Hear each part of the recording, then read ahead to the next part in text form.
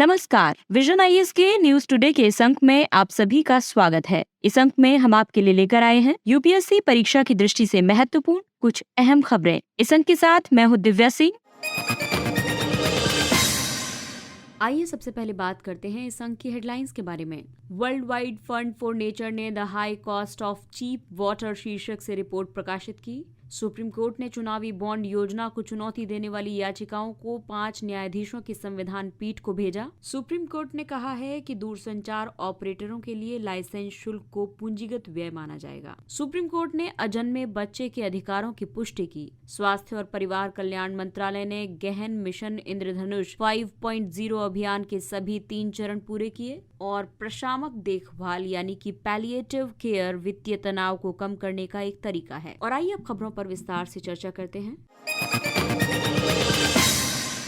World wide fund for nature यानी WWF ने the high cost of cheap water शीर्षक से रिपोर्ट प्रकाशित की। रिपोर्ट में कई बिंदुओं पर प्रकाश डाला गया है। रिपोर्ट में ये कहा गया है कि लोगों में जल संसाधनों के महत्व के बारे में जागरूकता और समझ में कमी है। रिपोर्ट में इसे वाटर ब्लाइंडनेस कहा गया है। वर्ष 2021 में जल का अनुमानित वैश्विक आर्थिक मूल्य लगभग 58 ट्रिलियन अमेरिकी डॉलर था। ये विश्व के सकल घरेलू उत्पाद के 60% के बराबर है। वाटर ब्लाइंडनेस शब्द से आप ये अनुमान लगा सकते हैं कि किस तरीके से हम पानी की महत्ता को नहीं समझ पा रहे हैं, क्योंकि आज पानी उपलब्ध है, लेकिन कल होकर के जब पानी खत्म हो जाएगा या पानी की कमी हो जाएगी, लोग ज्यादा होंगे, पानी कम होगा, तब स्थितियां क्या भयावह होंगी, इसको हम नहीं समझ पा रहे हैं, इसको हम नहीं सोच पा रहे हैं और बेतहाशा पानी का गलत यूज कर रहे हैं या फिर पानी का दुरुपयोग कर रहे हैं। तो उससे हमें बचने की जरूरत है। और अगर हम पानी के महत्व को लेकर जागरूक नहीं है तो इसे ही वाटर ब्लाइंडनेस कहा जाता है। वार्षिक तौर पर घरों और सिंचाई में उपयोग होने वाले जल का मूल्य 7.5 ट्रिलियन डॉलर है। इसे जल का प्रत्यक्ष आर्थिक लाभ कहा गया है। मीठे पानी या ताजे जल के पारिस्थितिकी तंत्र के समक्ष कई गंभीर खतरे हैं, ऐसा भी इस रिपोर्ट में कहा गया है। जल के अत्यधिक दोहन की वजह से विशेष रूप से कृषि कार्यों में जल की अत्यधिक खपत होती है। इस वजह से वैश्विक स्तर पर ताजे जल का 70% कृषि क्षेत्र में उपयोग हो जाता है। इसके अलावा जलवायु परिवर्तन जल चक्र को बाधित करता है और जल की उपलब्धता को कम करता है। वहीं जल प्रदूषण से मानवीय गतिविधियों से ताजे जल के स्रोत प्रदूषित होते हैं, जैसे कि उर्वरकों का ज्यादा उपयोग करने से,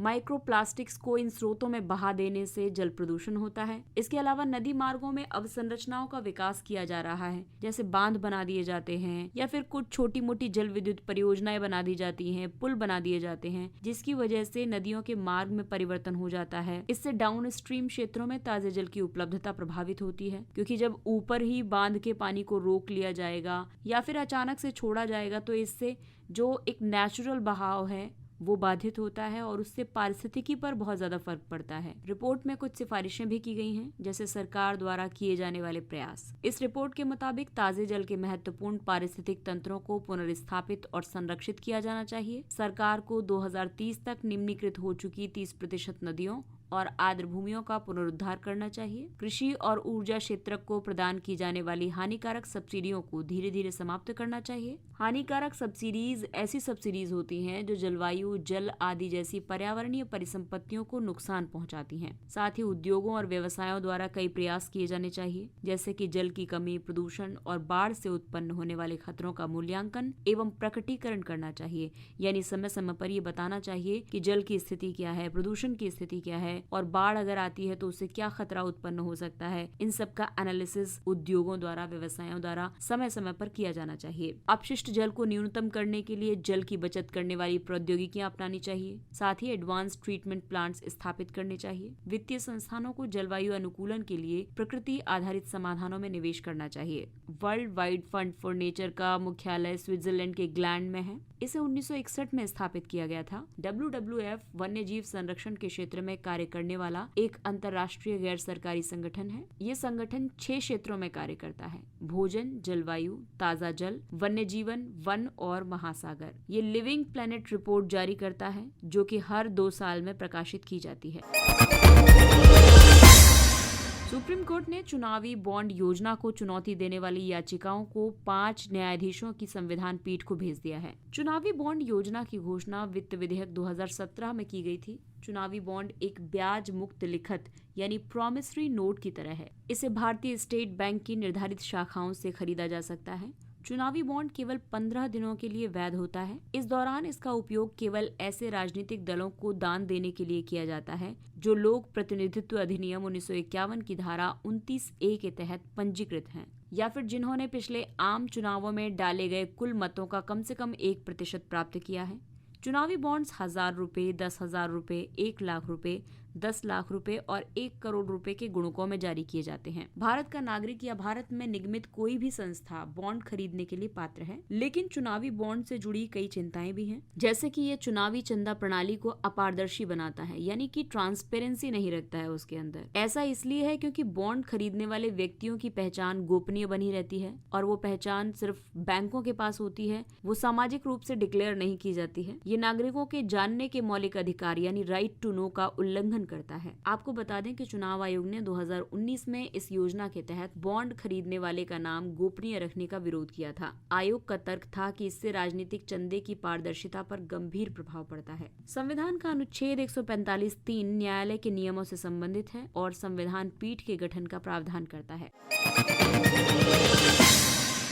और आइए अब बात करते हैं अगली खबर की, जो कि न्यायपालिका से जुड़ा हुआ है। सुप्रीम कोर्ट ने कहा है कि दूरसंचार ऑपरेटरों के लिए लाइसेंस शुल्क को पूंजीगत व्यय माना जाएगा। सुप्रीम कोर्ट ने ये कहा है कि लाइसेंस शुल्क का वार्षिक भुगतान करने से इसकी प्रकृति पूंजीगत व्यय से राजस्व व्यय में नहीं बदल जाती है। सुप्रीम कोर्ट ने दिल्ली हाई कोर्ट के उस आदेश को निरस्त कर दिया है जिसमें लाइसेंस शुल्क को अलग अलग रूपों में वर्गीकृत किया गया था। इस आदेश में 31 जुलाई 1999 के पहले के लाइसेंस शुल्क को पूंजीगत व्यय यानी कैपेक्स और इस तारीख के बाद के लाइसेंस शुल्क को राजस्व व्यय के रूप में वर्गीकृत किया था। पूंजीगत व्यय दरअसल वो होता है जिसके तहत अचल परिसंपत्तियों को खरीदने, उन्हें बनाए रखने या फिर उनमें सुधार करने के लिए खर्च किया जाता है। वहीं राजस्व व्यय के अंतर्गत एक व्यवसाय के संचालन में आने वाली लागत को पूरा करने में खर्च आता है। उदाहरण के लिए किराए का भुगतान, उपयोगिताओं पर होने वाला व्यय और संपत्ति कर आदि राजस्व व्यय के दायरे में आते हैं। ये मुद्दा शुरू होता है यहाँ से कि जब राष्ट्रीय दूरसंचार नीति 1999 लाई गई तो इसके तहत किसी भी दूरसंचार कंपनी को बाजार में प्रवेश करने के लिए एक बारगी लाइसेंस शुल्क का भुगतान करना जरूरी है। साथ ही उसे एक वार्षिक लाइसेंस शुल्क का भी भुगतान करना होगा जो उसके समायोजित सकल राजस्व यानी AGR पर आधारित है। आयकर के अधिकारियों के मुताबिक वार्षिक लाइसेंस शुल्क पूंजीगत व्यय के अंतर्गत आता है, जबकि कंपनियों ने उसे राजस्व व्यय में शामिल किया है। अब इस सिचुएशन पर सुप्रीम कोर्ट के निर्णय का प्रभाव ये पड़ेगा कि अब कर का भुगतान करते समय लाइसेंस शुल्क को राजस्व व्यय नहीं माना जाएगा। आपको बता दें कि किसी विशेष अवधि के लिए लाभ की गणना करते समय कंपनी के राजस्व में से राजस्व व्यय को घटा दिया जाता है। कोर्ट के इस फैसले से दूरसंचार कंपनियों के कर दायित्व में वृद्धि होगी।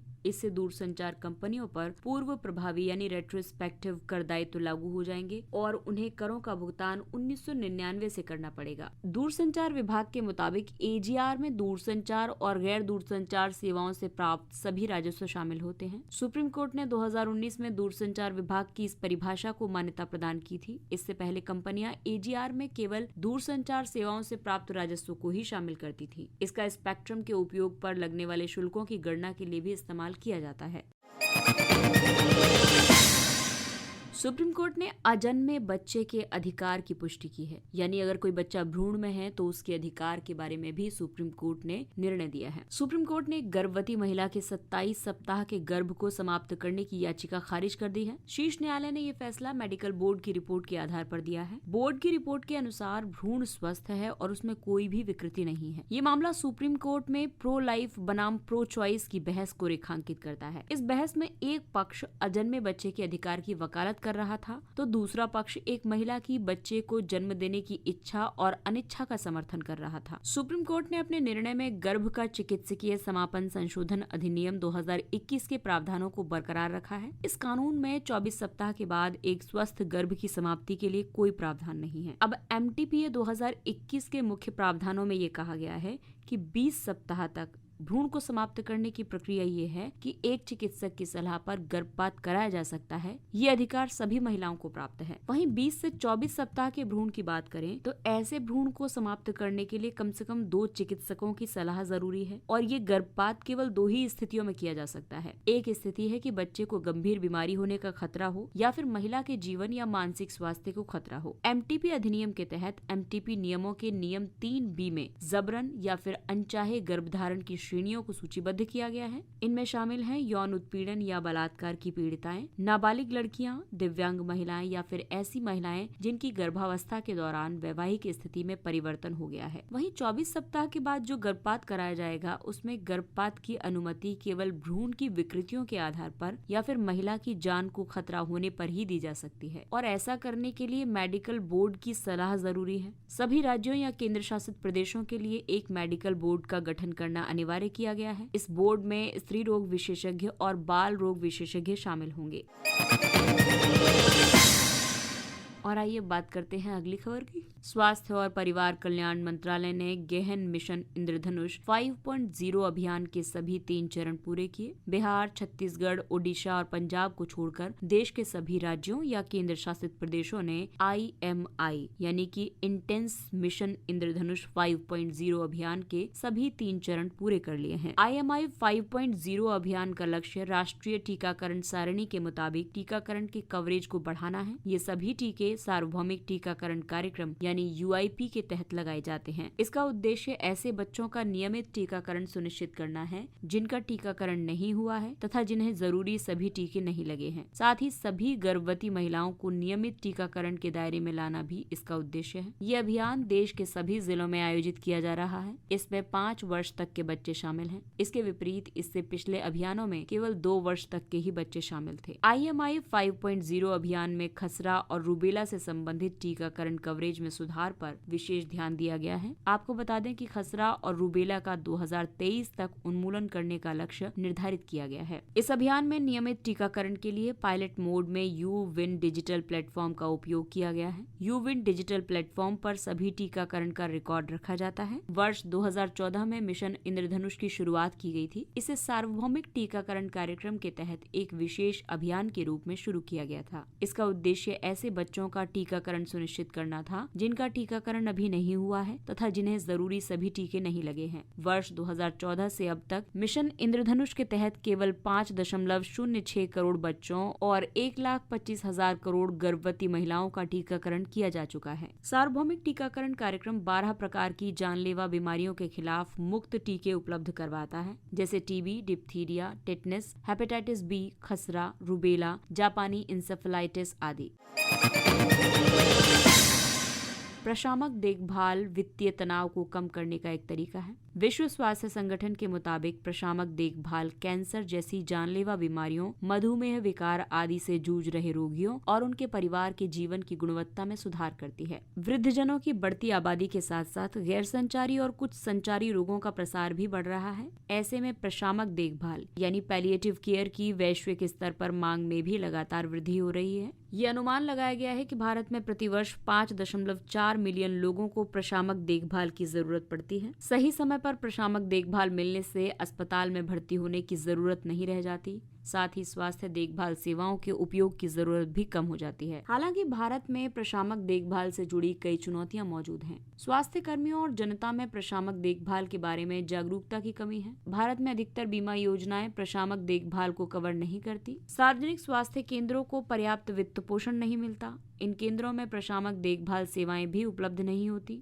मॉर्फिन और नियंत्रित श्रेणी की अन्य आवश्यक प्रशामक देखभाल दवाएं अधिक विनियमित हैं। इससे प्रशामक देखभाल में समस्या आती है। प्रशामक देखभाल से संबंधित सरकार ने भी कई पहलें शुरू की हैं, जैसे कि 2012 में राष्ट्रीय प्रशामक देखभाल कार्यक्रम NPPC शुरू किया गया था। इसे राष्ट्रीय स्वास्थ्य मिशन के एक घटक के रूप में आरंभ किया गया था। केवल 3 राज्य हैं जिन्होंने प्रशामक देखभाल के लिए कुछ पहलें शुरू की हैं। वो हैं केरल, कर्नाटक और महाराष्ट्र। इन्होंने प्रशामक देखभाल संबंधी नीतियों को लागू किया है।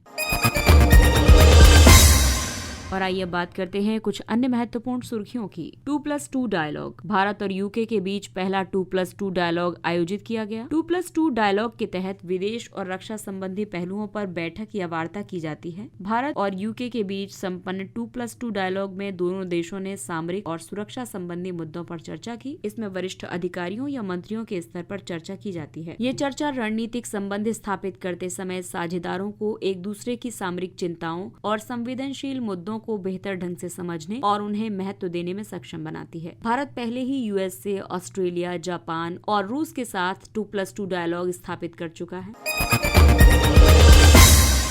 अगला टॉपिक है Rafah crossing. Rafah crossing Gaza पट्टी से बाहर निकलने की सबसे दक्षिणी चौकी है। ये मिस्र के सिनाई प्रायद्वीप की सीमा से जुड़ा है। गाजा पट्टी की ओर जाने और वहां से आने के लिए 2 अन्य बॉर्डर क्रॉसिंग हैं जो अभी बंद हैं। एक है इरेज क्रॉसिंग, ये उत्तरी गाजा और इजराइल के बीच मौजूद है। ये उत्तरी गाजा और इजराइल के बीच लोगों की आवाजाही के लिए एकमात्र स्थलीय क्रॉसिंग है। दूसरी है केरेम शालोम क्रॉसिंग, दक्षिणी गाजा में इजराइल से संलग्न एकमात्र कमर्शियल गुड्स जंक्शन है। राफा क्रॉसिंग का महत्व इसलिए है क्योंकि वर्तमान में ये गाजा पट्टी के लिए मानवीय सहायता पहुंचाने के लिए एकमात्र क्रॉसिंग पॉइंट है। मैप में आप देख सकते हैं कि इरेज क्रॉसिंग उत्तर में है, वहीं केरेम शालोम क्रॉसिंग इजिप्ट के पास पड़ता है और उसी के उत्तर में है राफा क्रॉसिंग।